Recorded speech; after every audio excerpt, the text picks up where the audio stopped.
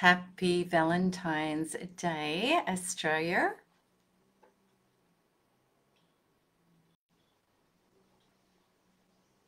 Happy Valentine's Day, Australia and New Zealand, and happy Valentine's Day for everybody tomorrow.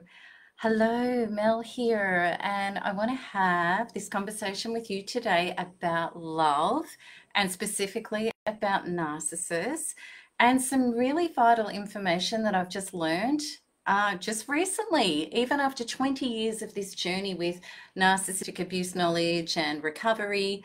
This is some really amazing information that I think could be really helpful for people. It could be helpful for the relationship that you're trying to deal with. It could also be really helpful going forward, creating love. So first of all, I just want to say that Valentine's Day could be a really painful time for a lot of people in this community, and my heart goes out to you because we all know that the feelings of the love that you thought was going to be your soulmate, your twin flame, can be smashed to pieces with a narcissist.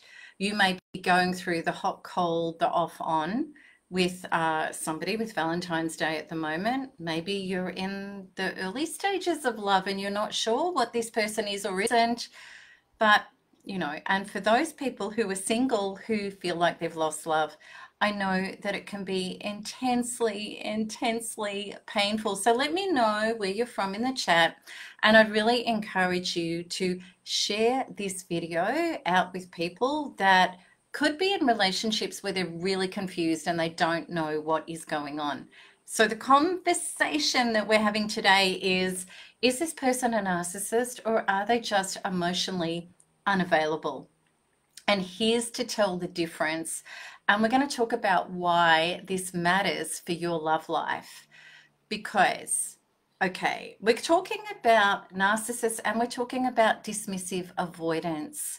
And at the start of relationships, both can show up as being emotionally available, even, really able to reciprocate, to care about your feelings, to feel like they're really committed and they're really invested in you. And then things go wrong and they can go really horribly wrong. And often people think that a dismissive avoidant is actually a narcissist when they're not.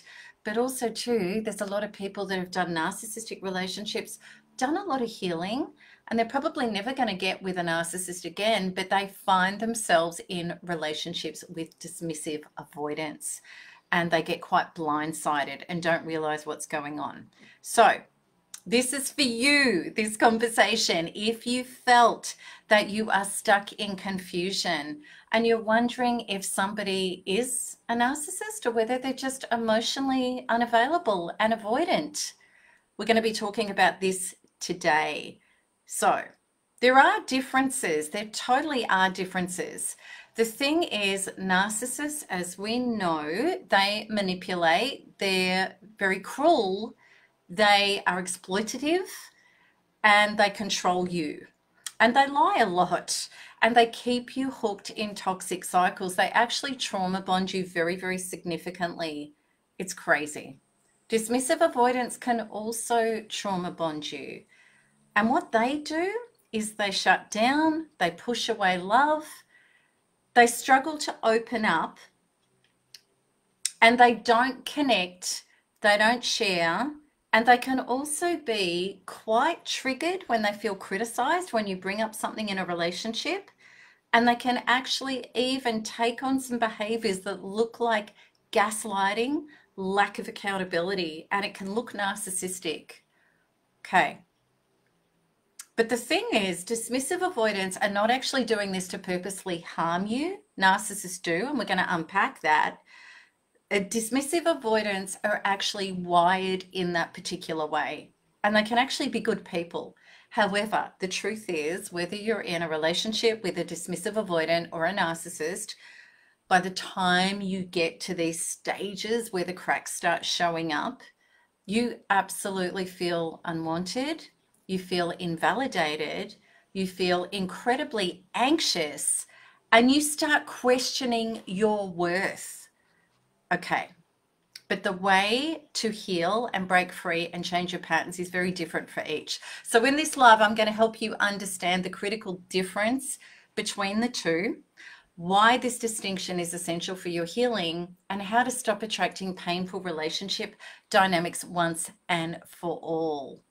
Plus, I want to talk to you about a powerful gift that I have for you, which is Quantum Freedom Healing based, which is a 3-shift Quantum Freedom Healing session that is a part of my upcoming dating bootcamp that will help you clear your subconscious blocks and traumas so that you can align with true, healthy love and call in the connection that you deserve. And you're going to find out whether or not the connection that you're presently experiencing does have potential and possibly capacity to evolve, or whether it just simply does not. Okay, so let's check this out, and we're going to have a talk about this. So the thing is, all right, so the thing is this. Now let's just, all right, so sorry, I had some notes here which I was trying to find, which were really, really important, but I'm just going to jump to the chase. Okay, so here it is. Narcissists and dismissive avoidants. I want to get straight into the differences between them. Narcissists are cruel, they manipulate, they purposely want to control you, and they purposely want to harm you. They purposely want to bring up the things that are going to trigger you, to emotionally derail you and confuse you, so that they can do their bidding with you, so that they can get you emotionally dysregulated, to start you losing faith and power in yourself and your own choices, to provide them what they want, which is more of the goodies. They want to have open slather, to be able to exploit your attention, to exploit you sexually, to be able to get access to your money, to your contacts, to your lifestyle. And they want you, they treat you as an object for narcissistic supply. That's exactly why narcissists do relationships. And at the start of a relationship, they turn up as incredibly interested in you. They're very psychically able to read you, to be able to connect with you, to understand what you feel like is missing in your life, or what you need, to purport to be the savior of that, so that you bond with them very, very quickly, and you trust them and let them into your life. It's like the Trojan horse in Troy that was bearing gifts, got through the gate was shut, and in the middle of the night, the soldiers came out of the horse and started wreaking hell and destruction on Troy. And this is exactly what narcissists do. They get in the gates. Now, a dismissive avoidant doesn't have that agenda or that reason for connecting up with you to exploit you. They don't.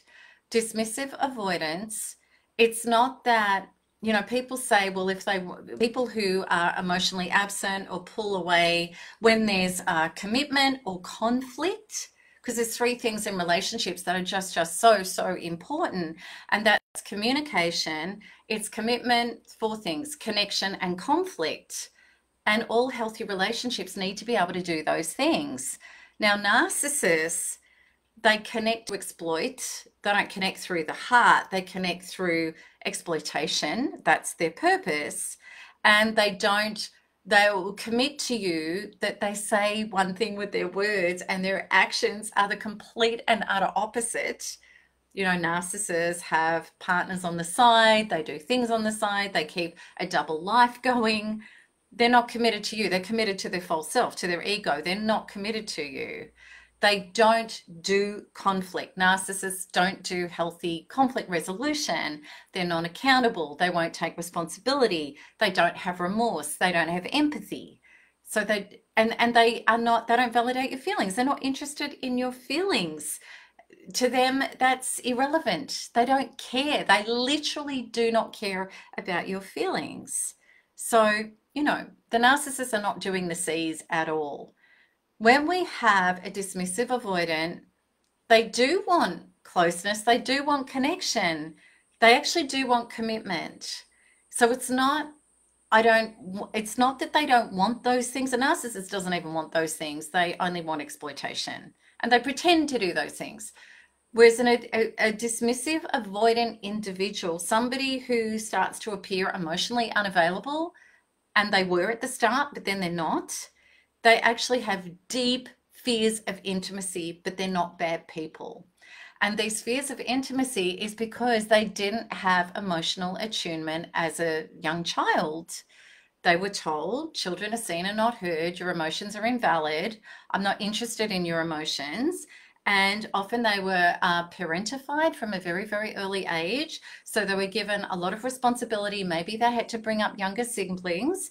They just kind of had to fit in and do their roles in the family, but they didn't have emotional support, validation, or encouragement or care from their parents. So they had to become intensely self-regulated from a very, very early age, which is that whole belief that I'm the only person that I can rely on.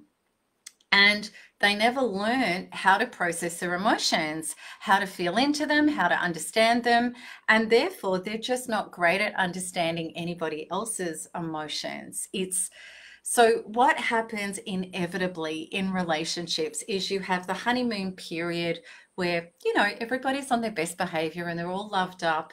And you could be with a really good person or you could be with a narcissist. There are signs for a narcissist.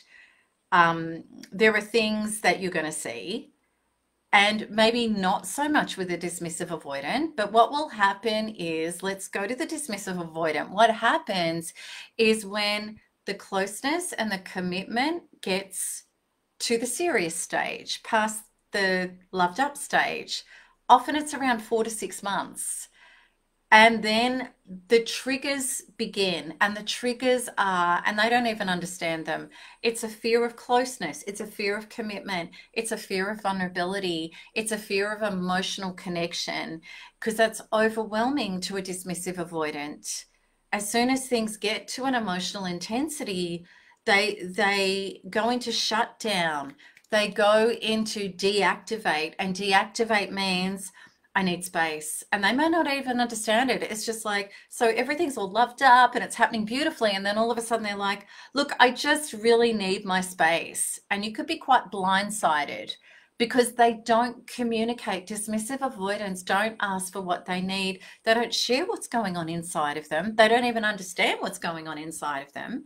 And then all of a sudden they're pulling back, or all of a sudden this person who was really emotionally in tune with you and very attentive and very, they gave you physical touch and hugs and kisses and I love yous.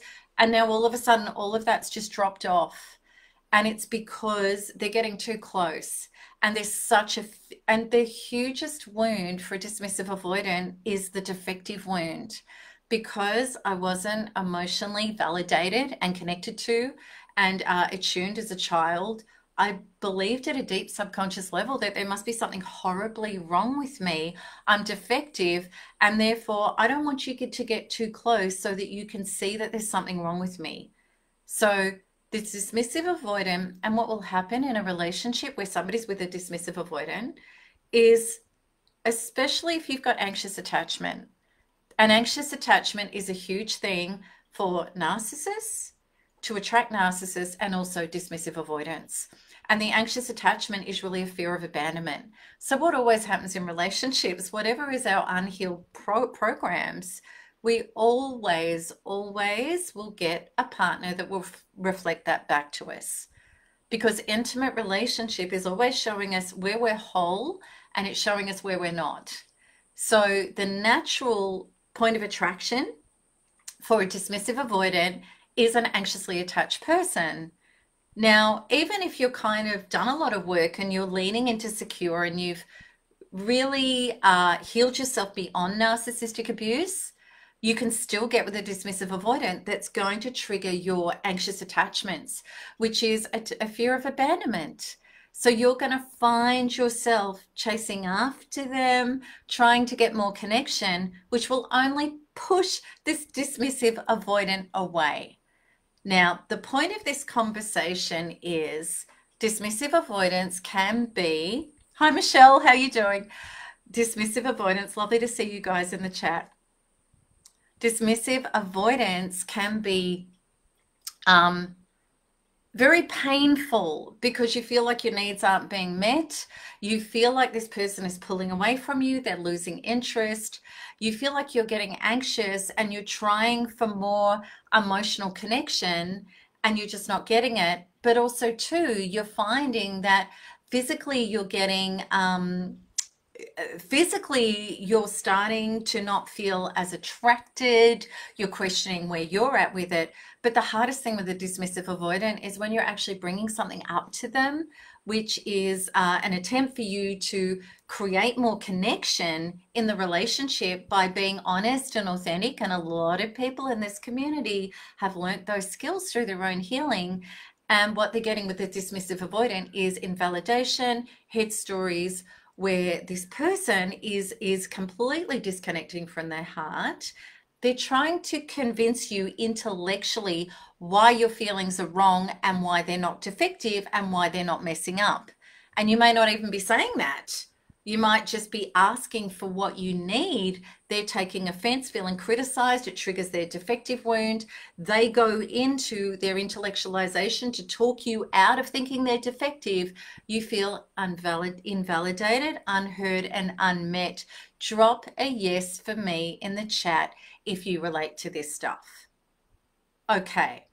Now, at those times, and if you go in harder, and of course, you're going to get triggered and you're going to get anxious and you're going to get upset, which deactivates the dismissive avoidant even more. They're like, I can't deal with this. They'll go to sleep, shut the door, maybe in a spare bedroom, and, you know, fall asleep, and you're awake all night and you can't understand how they do that. They literally deactivate to the point of going numb and they just feel nothing. They are completely numbed out, feeling nothing, whereas you are anxious. You feel like you can't cope unless you get some resolution and some validation, and it's incredibly, incredibly painful. If you push, and people do, you will literally see some of the defenses come up that could even mirror narcissism. This person could say nasty things. They could actually start gaslighting you. And that's just automatic defense mechanisms. And you think I'm with a narcissist. But the thing is, how do you know the difference between a narcissist and somebody who's a dismissive avoidant? In everyday life, this person has good integrity. They're a nice person. They have empathy. They care about people. They have good values. And incredibly, dismissive avoidants will often show love in acts of service because they're emotionally incredibly slow processes and they're just not good at emotional attunement. They can make up for it in ways where they serve, they want to help, they go over and above for you. They're actually people pleasers because they don't like conflict, but it can be coming from a genuine place. Whereas a narcissist is not interested in serving you. A narcissist is interested in you serving them. A narcissist will say, well, just because you ask for something doesn't mean I'm going to do it on your timeline, right? And I'll do it when I'm good and ready. A narcissist does not like doing teamwork in any shape or form, and they will sabotage that. At the start, they're great at teamwork, but it's an act. Whereas a dismissive avoidant absolutely wants to commit with teamwork and be a good carer for you if you're in a committed relationship, but emotionally, they've just got massive issues and serious problems with that stuff. And that's where it just doesn't work in any shape or form. So, you know, a lot of you maybe have not even got to the dismissive stuff yet, the dismissive avoidant. Maybe you've only been caught up in the, maybe you've actually only ever been caught up in the narcissistic stuff, but it's just really important to know the difference. But the thing is too, as a person dating, even if you've come through narcissistic abuse, you really want to watch out for, does somebody have emotional capacity? Because as I said before, true relationships require a commitment, they require closeness, they require communication, and they require conflict. all good relationships where they break down, or all relationships, the real place where they're going to break down if they're not going to stand the test of time and if they're not based in authentic connection is in conflict. And all relationships need conflict, because conflict is saying, this is where I start and you end, where I end and start and you do as well. And these are my values and these are my limits. And this is how we work this out, a solution together with each other's love languages, so that when I love you, I can understand how to love you in healthy ways that is relatable for you, and vice versa. And we can be honest and we can speak about it and we can bring things up and we can have difficult conversations without the fear of being invalidated or shut down, which always means having to walk on broken glass. Now, we know with narcissists, they have zero ability for conflict resolution. Zero. Absolute zero. Because they are never wrong. Ultimately, they don't care about you. They don't. You're an object. And it's all about them. So as far as they're concerned, they are the king, queen, ruler of the situation. They want to have control, and you need to be demeaned and discredited and devalued so that you never take your power back. They don't want to share power. They want power over. So a narcissist is never going to do conflict resolution with you.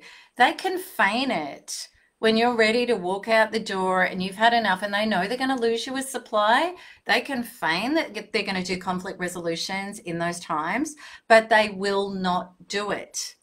Now, a dismissive avoidant, the severely leaning dismissive, can show up identically. But this is the thing. There are boundaries that you can hold with dismissive avoidance that will actually bring them to the table. There are no boundaries that you can ever hold with a narcissist that's going to bring them to the table, because their inner being is inherently flawed. They're a false self. They're incredibly wounded, but they are a false self, and they're an ego construct that does not want to heal, doesn't want to grow, and doesn't want to be authentic in any shape or form. And they will resist that. They can feign it, they can lie about it, but it never holds, and it won't hold if they are narcissistic. Whereas there are dismissive avoidants that do the healing work on themselves, and they actually will improve and they can heal their stuff. And it requires them facing the childhood losses that they had, the loss of love, the loss of connection, the loss of care. They had severe emotional neglect. And their fears and their traumas of being defective and not good enough are their biggest massive things that they need to do the work on. Whether they do it quantumly, whether they do it with a therapist, or whatever they do, they need to do the work. But we need to do the work in these relationships as well. Hi, Mylene, how are you going? And the work in these relationships is all about, where is our anxious attachment? Excuse me. And where are we lecturing and prescribing? And where do we need to have boundaries?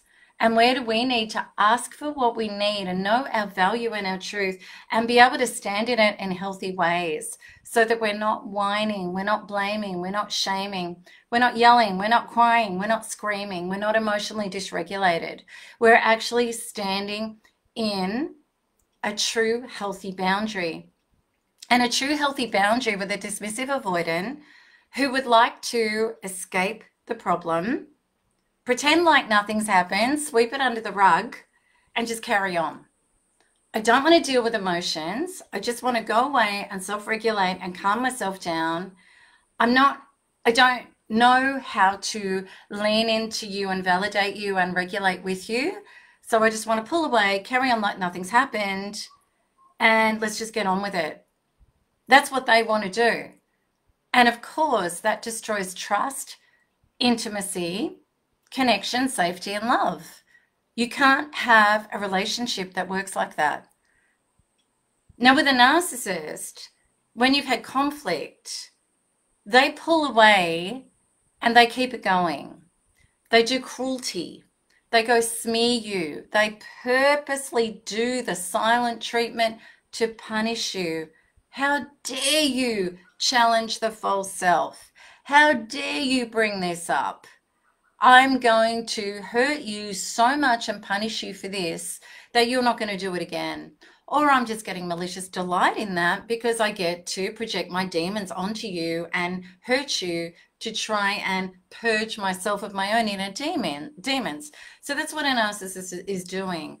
And how do we know they're doing that? Because, you know, even if they detach, they might shut off the phone, they won't answer, they just go completely missing. They'll go smear you. You'll hear stuff from other people. Maybe they, you know, start thinking that there's going to be a breakup. So they're going to pull money out of bank accounts. They're going to start doing, they might sabotage you. They might do things that sabotage your natural operations because they're trying to hurt you. Dismissive avoidants are not trying to hurt you. So when they pull away, the smear campaigns aren't happening. They're not going to do the purposely ignoring you, right? They're not going to do the cruel, horrible things. It feels real and cruel and horrible that they refuse to talk about it. They won't stay present with it. They won't stop going into their heads and intellectualizing it. They won't seem to care and feel about how you're feeling. They won't validate it. They won't listen. They won't meet it. But they're not doing this purposely to hurt you. It's not because they don't care. It's because they don't have capacity. So when we start to understand that, well, first of all, if you're originally dating, I would say to you, don't get with a dismissive avoidant because you're going to go through a lot of difficulty and you are going to get blindsided. That's the truth. You actually want somebody who's going to be emotionally available. And one of the most important questions that you can ask to somebody about emotional availability to check it out is ask them, how do you feel about that? Or how did you feel about that? Or how did you feel? How does that feel to you? Ask those questions. And if you've got a dismissive avoidant, you will see they don't know how to answer. They're going to go into an intellectualization. They're not emotionally attuned, which means that you're going to have somebody who doesn't know how to handle their own emotions in conflict, and they certainly don't know how to handle yours. So that's going to be difficult. And the thing is, and also too, another way that you can work out emotional attunement with somebody, do they ask questions, and are they interested in your story about your life and you sharing with them? Can they hold space for that? Can they talk about that? Can they validate that? Especially when you talk about feelings, because a dismissive avoidant can't. They're going to bring the conversation back to them or they'll intellectualize it. It's really important to understand. Now, a narcissist at the start is going to ask you a lot of questions and be very interested in your inner world because they're working out how they can slot the Trojan horse through the gates. They're working out what's missing or what's hurting that they can purport to be the savior of so that they can get right in. You're going to open up your heart, your home, your bed, your body, and they've got you. So we never do that. We take our time in dating. And I teach about all of that in Quantum Dating Bootcamp. How long do you take? How do you ascertain who people are? How do you do a safe progression? How do you have boundaries and limits, etc., etc.? But we were never taught this stuff. So that's how narcissists get in. So with a dismissive avoidant, they can show up in the early days, definitely without the warning signs that narcissists have, because narcissists are very like, I'm going to manipulate your time and your energy very quickly.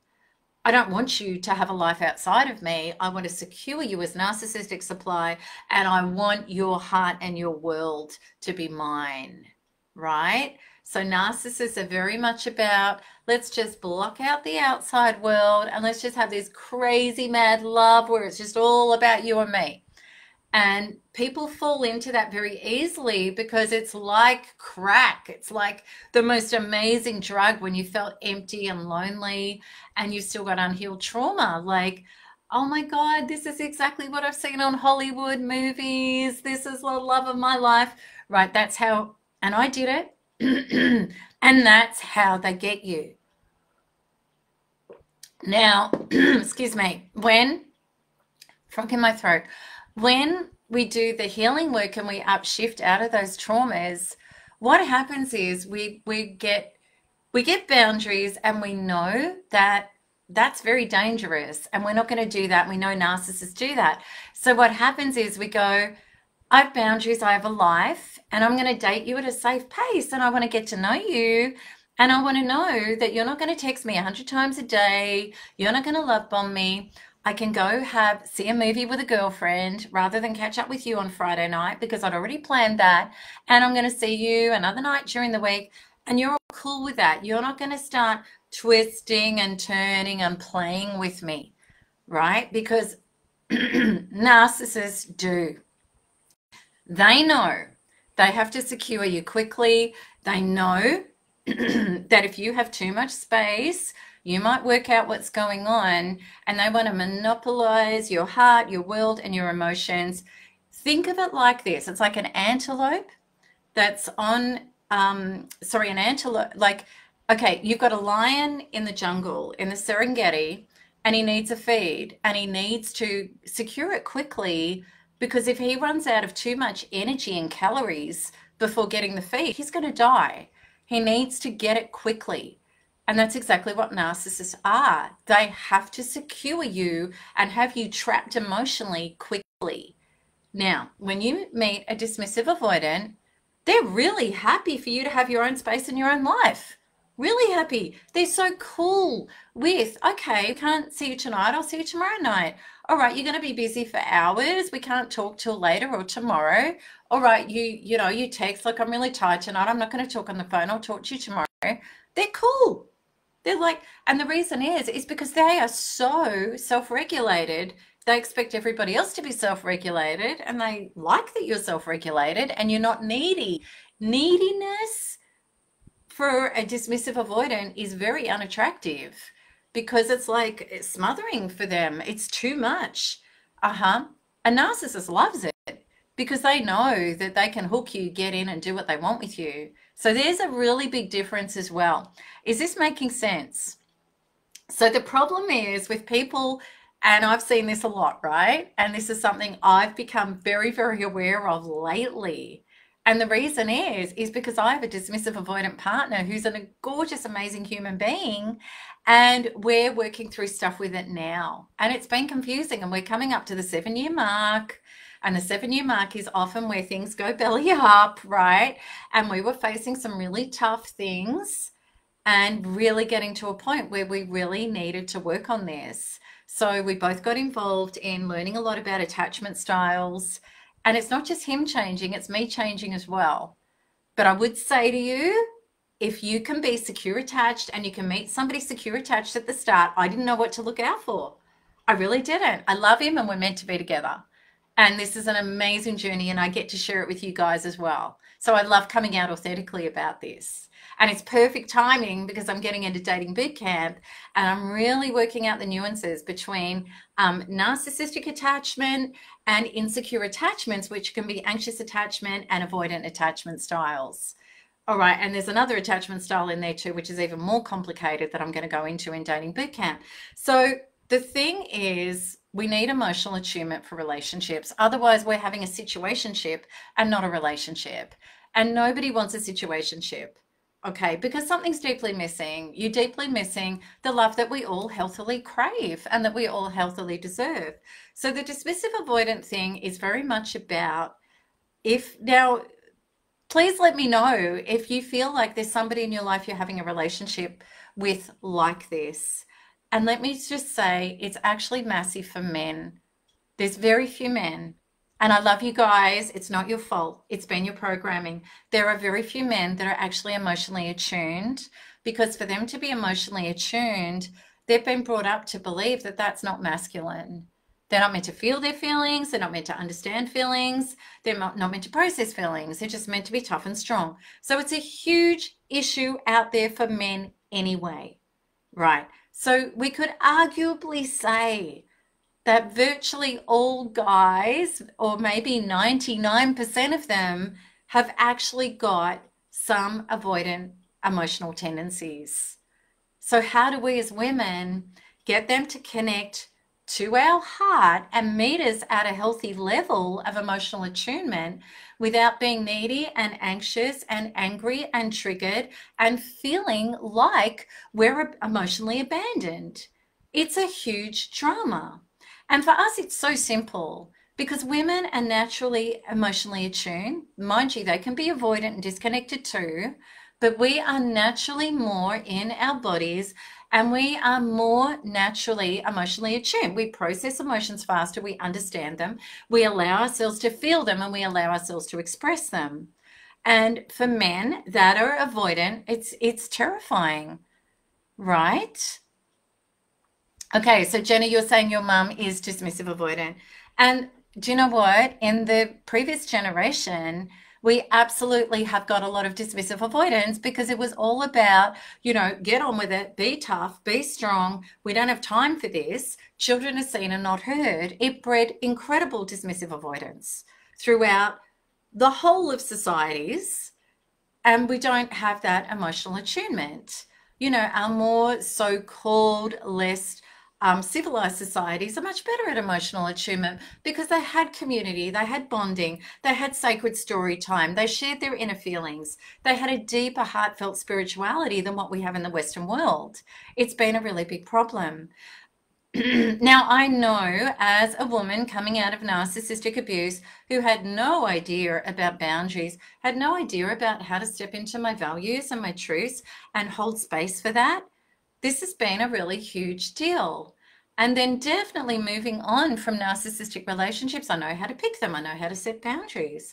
I know how to have limits. It would be an impossibility. I don't have narcissists in my life. There are people in my life that are complete no contact because it's narcissistic and I'm not interested. They're not my reality.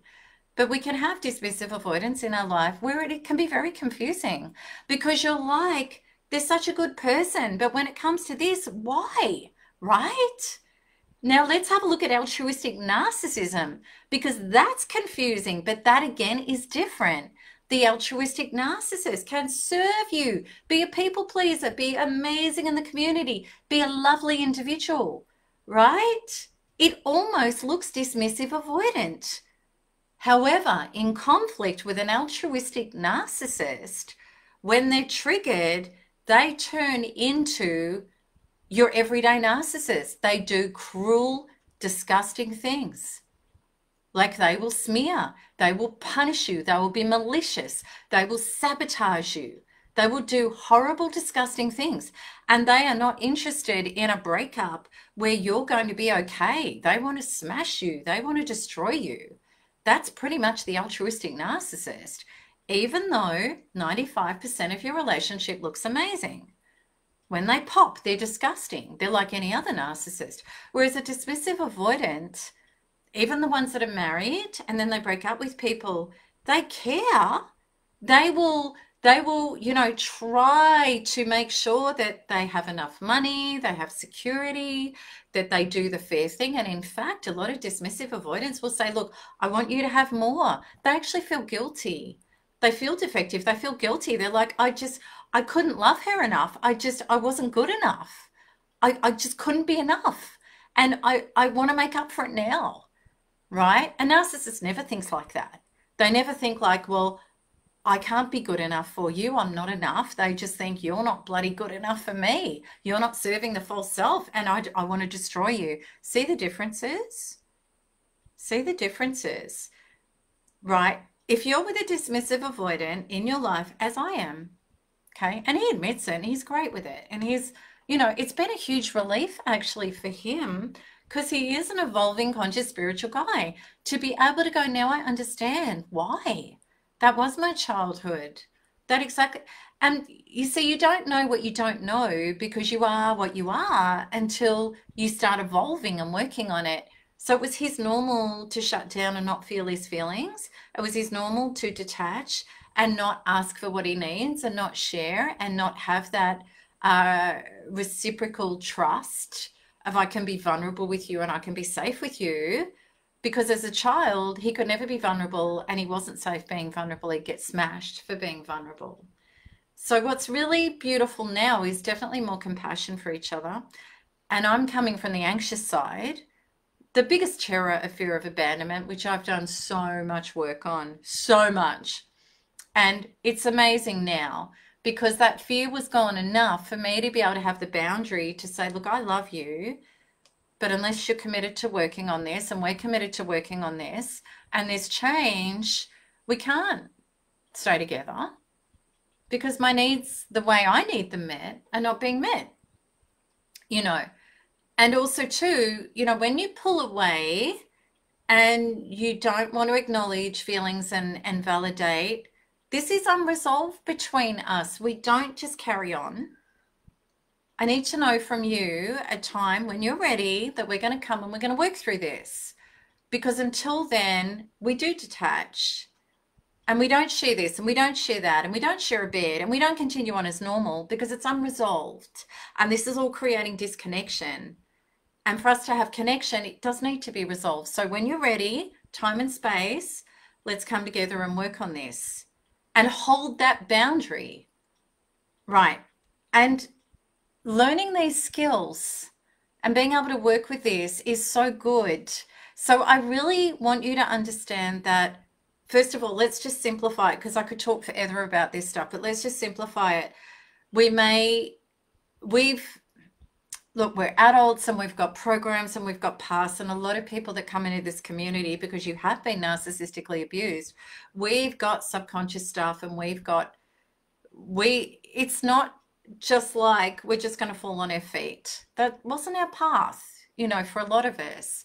And even me leading the charge, you know, in lots of ways, it's the same for me. So we really need to understand that whatever, you know, and evolving souls that are here to evolve and not just, you know, fluff around in an evolution sense, we absolutely are challenged to grow. And how do we get challenged to grow? By the feedback that we receive and the relationships that we're in, which is the most powerful context for that. So it's about being really aware of that, not being a victim about that, really leaning in and doing the work and getting the knowledge and the tools and, you know, really doing the inner shifting to change our subconscious programs to be able to have different experiences. Because the thing is, you know, I'm going to be 60 years of age in just over a year. And I certainly don't want to be having, you know, not having my needs met and not having total heart-filled connection and beauty and joy in my life with an amazing relationship. I don't want to live without that. And I don't have to live without that. And, you know, whether or not my lovely partner, you know, does the work or not, that's where I'm going. But I have to take responsibility in that and say, well, who do I need to be that person? Well, first of all, about being very clear about values and truths is, yeah, my value and my truth is I want emotional availability.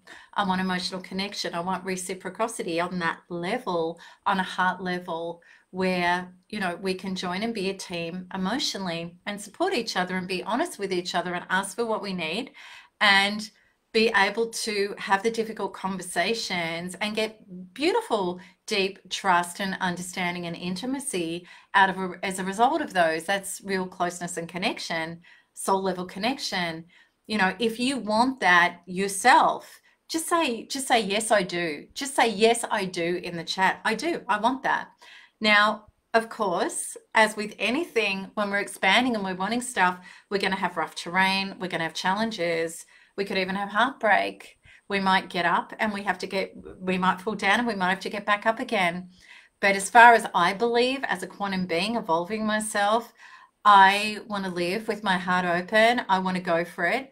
I want to be that person and that self, regardless of the bumps and scrapes along the way, because I want to be on my deathbed and I want to say, well, you know, I didn't shrink back out of fear. I went for it. And I love that when we understand about quantum relationship responsibility, we can be ourselves, we can be honest, we can have boundaries. And yes, we might lose things that we wanted to hang on to, but we're only going to lose what isn't true for us. And we're only going to open the space for what is, either an upshift or a whole new energy coming towards us, which is just so gorgeous. And the beautiful thing is when we align in our vulnerability and our authenticity and our truth and our courage, and through the heart, through love, we automatically, no matter where it is, we feel empowered. It's like our soul tells us, you're on, you're in right town. You're on the right track, and you feel that. So I really hope that today's discussion has been enlightening for you. I think there's quite a few takeaways in there. There's our takeaways at the start of relationships, of how we absolutely need to pull space and have our own interests and do our own things. Narcissists don't like that. They're going to try and guilt and fear you. They're going to try and give you FOMO, fear of missing out on me, to make you connect and let everything go and just connect, right? They're going to FOMO you. That's what they do. And you have to recognize that healthy people, secure attached people, are people who give people space, they take space, they can connect, they can speak up for their needs, they can lay boundaries, and they don't play games, right? And they also don't tolerate games. If somebody is playing games emotionally manipulatively with them, they'll lay a boundary, and if it doesn't feel good, they'll walk away. That's what secure attached people do. That's who we all want to be. They have their limit. It can be sad. It can be, oh gosh, I wish that worked out, but it's not for me because it's unhealthy, and I'm much happier being healthy by myself than putting up with this. That's a secure attached person, and they make no bones about it. They're unapologetic. They just can't fathom why you would do that to yourself, right? We haven't been secure attached people. That's why we're in this community. That's why we're doing the work. That's why we're doing the healing. And I am, look, definitely out of narcissistic abuse alignment, but also doing a lot of work on my secure attachment so that I can show up honestly and authentically and not play games and not people please and not, and I think the biggest thing for me, and maybe you relate to this too, is really getting very secure in, that's my truth. I don't have to explain and justify why I want that from you or feel guilty. That's actually who I am. That's what I'm here for. And that's unapologetic, because when we get it, others get it, and we call them up into a space if they do have capacity. Narcissists are never going to have capacity. It's impossible. They do not have the capacity. So we know that. They manipulate, they lie, they cheat, they smear, they do horrible, disgusting things that are beyond a normal human, well, when I say what's normal, who knows, but they're beyond human comprehension, the things that they do. Okay, dismissive avoidants aren't like that. They're good people. They just don't have emotional attunement. If they were dismissive avoidants and bad people, then they're narcissists. Okay, they've lost their humanity and their soul. So I hope you get the takeaways, and I hope that's really helped. And I want you guys to know that Quantum Dating Bootcamp is coming up on the 24th of February. It's soonish, yeah, like it's about 10 days. I'm super excited about it. It's going to be the last live online event for quantum dating that I'm ever going to do, because things are coming here to the retreat in Cape Tribulation, and we're going to be doing lots of, on-site work.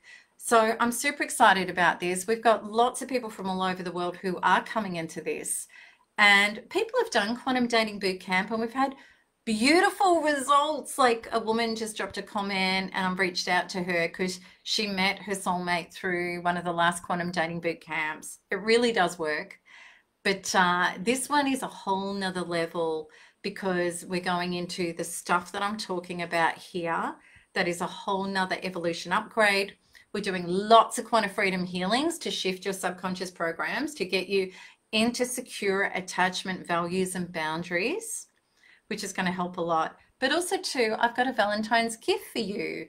So for anybody who is joining in our dating bootcamp, you get a free bonus healing, which is a 3-shift quantum freedom healing, which is to help you let go of the painful programs and patterns and start aligning with your secure attachment to be able to generate true, healthy soulmate love that has the 3 C's: commitment, closeness, communication, and healthy conflict resolution. So I know it's going to help you a lot. So check out the link above, and yeah, let me know in the comments what you think.